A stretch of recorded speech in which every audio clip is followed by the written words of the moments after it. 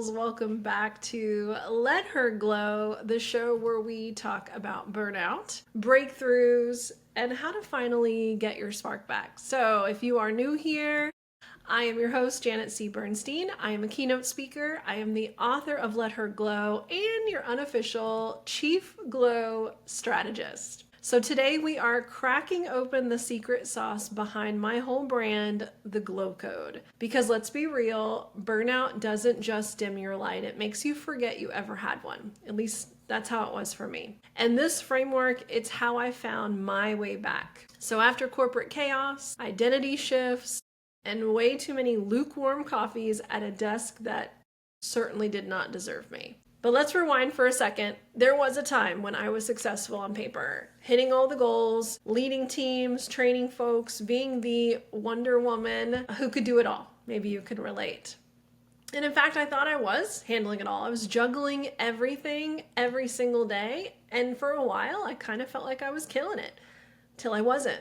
Because inside, I was exhausted and I lost myself in the pursuit of everyone else's version of success. I started measuring my worth on the wrong things, on the gold stars, the 5-star reviews, the salary, the merit increases, right? All the little things that definitely on paper didn't determine who I was as a woman. And my spark wasn't gone, but it was buried under perfectionism, pressure, and people pleasing. And so I started to ask myself, what if glowing isn't about doing more, but what if it is actually about feeling more alive? And that's where the G.L.O.W code was born. So the G.L.O.W code is 4 pillars.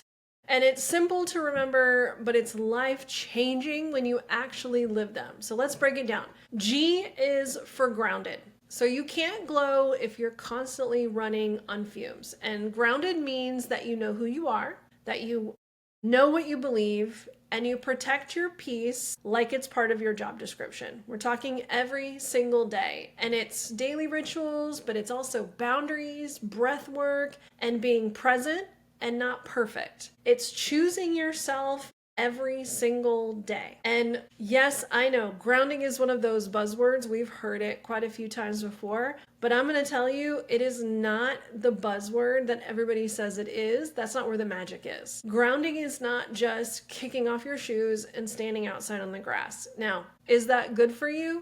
Absolutely. Do I do it? Sometimes. I don't have a lot of time for that. Let's just be real. Grounding for me is much more rooted in the little things that I do to declutter whatever is weighing me down.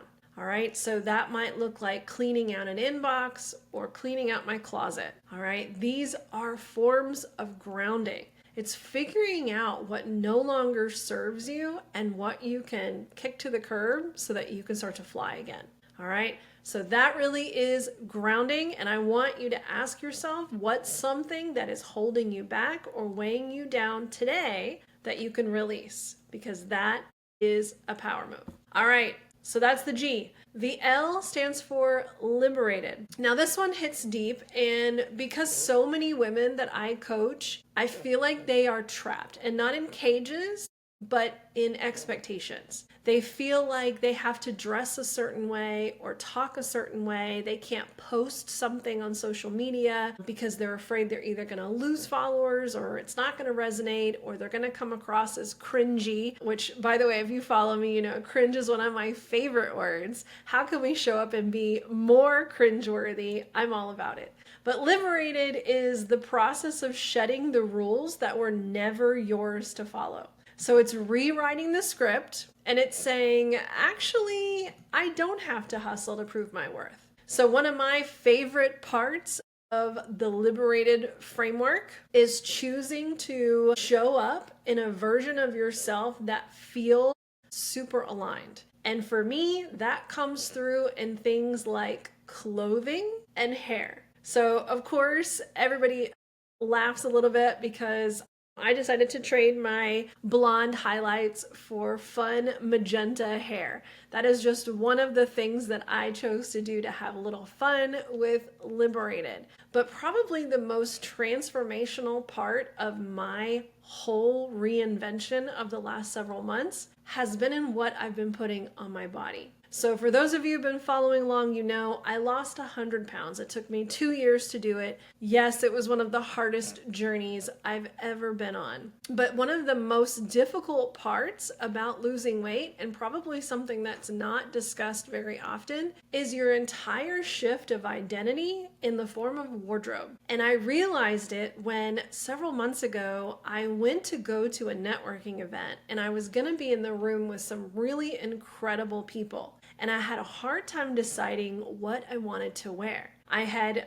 recently hit that major milestone of the 100-pound weight loss, and a lot of my go-to clothes weren't fitting very well anymore. And so I reached for something that was comfortable and stable, and it was a black and gray blazer with a black top, black pants, and black shoes. And I just assumed that this was going to be the most powerful version of me, right? It's black. Black is great, right? Okay, first of all, I walked into that room, I felt invisible. I felt like I wasn't even me. And whenever I spoke, I didn't even have the confidence that I usually have whenever someone is talking to me. And I knew on my way home when I was driving, I looked down at that gray and black blazer and I thought, oh my gosh, I did not dress in alignment with who I am. And that's why I showed up the way I did today. And so before you toss everything in your closet, I want to ask you to look at those items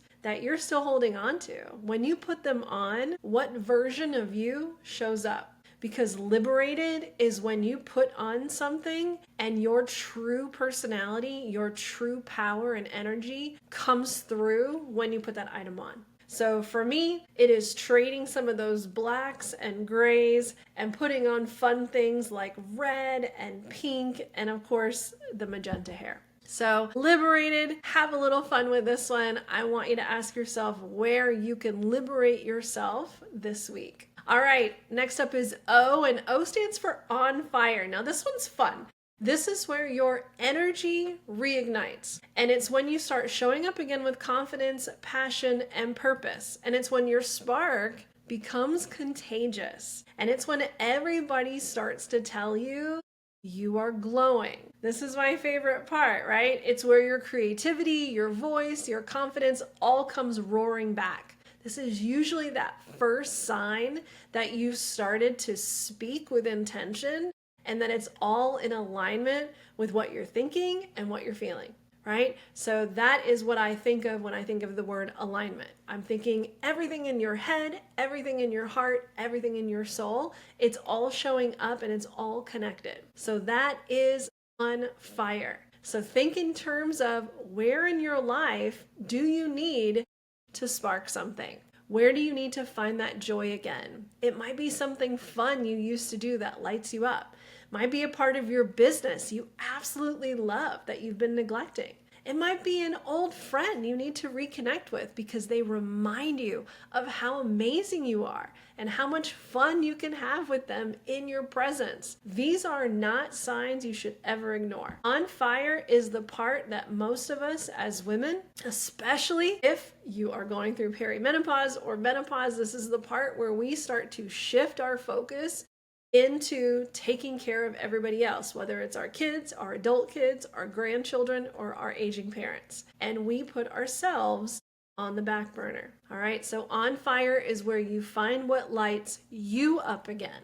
All right. It's about you. All right. And then the final part of the glow code is W, and W stands for whole. Wholeness is what happens when you stop trying to fix yourself and you start embracing yourself. So it's the afterglow when you are aligned, authentic, and at peace with your power. And when you put all these together, right, it's bringing all the pieces of yourself together. Wholeness is what I call the integration, right? It's where you take everything that maybe has felt a little disjointed and you put it all together. So it's saying, yes, I can be spiritual and I can also be religious. Yes, I can be woo-woo, but I can also be business-minded, right? It is owning all the parts of you and maybe letting go of some of those labels, right? Especially the labels that are never really ours to slap on, right? So it's shedding all of those things. All right, so we've got grounded, we've got liberated, we've got on fire, and we have wholeness. And that is the glow code. Now, here's the truth that no one tells you. Glowing isn't always pretty. Sometimes it's crying in the car on your lunch break. Been there, done that. Sometimes it's saying no to something that used to make you feel important. I've also done that. But it's all part of the code, because glow is not a filter, it's freedom. And when I started living the glow code, I went from exhausted to energized. I went from overlooked and feeling invisible to overbooked, but this time on my own terms. And that's what I want for you. So if you are listening or watching this right now and you are thinking, Janet, I don't even know where to start. Good. It means that you're paying attention and you're on the right path. In fact, you being here means that your spark is not gone. It's just waiting for you to give her permission to shine again. Now, if you are ready to take this even deeper, not just learn the glow code, but actually live it, I want to invite you to something really, really special. It is called Radiate, and it is a glow mastermind. And it's a small, powerful circle of women who are ready to stop dimming their light and start leading with it. It's where we walk through every pillar of the glow code together. And week by week, we apply it to your life, your leadership, your relationships, and even your business or your career. And you'll reconnect with what lights you up again. You'll learn how to protect your energy like a queen, and you'll step into your next chapter glowing, grounded, and unapologetically you. Now, this first round is a pilot group. It's intimate. It's 12 women only. It's personal and it's designed to help you reignite fast, but in a safe space. So if this sounds like your kind of energy, go check it out at letherglow.com/radiate, or you can find it in the show notes below this. But if you're just starting on your glow journey, I would invite you to first take the free glow self-assessment. It is 16 questions that reveal which pillar needs your attention right now, and then a custom mantra to help you realign today. And you can find that at letherglow.com. Again, I'll put it in the show notes. So before we wrap, I want to leave you with a challenge. This week, pick one small act that helps you live the glow code, whether it is grounded, liberated, on fire, or wholeness. Maybe it's taking 5 minutes of silence before your first meeting. Maybe it's saying no to something that drains you. I'm doing that daily, friends. Or maybe it is doing something just because it makes you feel on fire again. Then share it with me on Instagram, find me in the Spark Seekers community on Facebook, or send me a message on LinkedIn. I would love to cheer for you. I am always rooting for your glow. And tag me because I want to cheer you on. So, all right, my friends. That is a wrap for episode 2 of Let Her Glow. Next week, we're diving into burnout, what it really is, what it's not, and how to recognize the earliest signs before you crash and burn. Because prevention is the real power move. And until then, stay grounded, stay free, stay on fire, and stay whole. And remember, the world does not need you to dim down. It needs you to start glowing again. I'll see you next time.